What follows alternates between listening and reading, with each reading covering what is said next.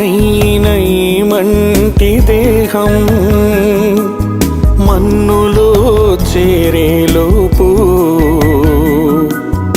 ఒక్కరికైనా నీ వాక్యం నీ దాసునితో చేర్చనిమ్ము. క్షయమైన ఈ మంటి దేహం మన్నులో చేరేలోపు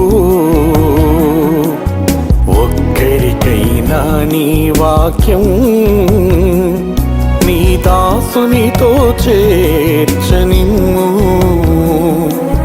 దర్శించుము దేవా, కరుణించుము ఈ దీన దాసుని దర్శించుము.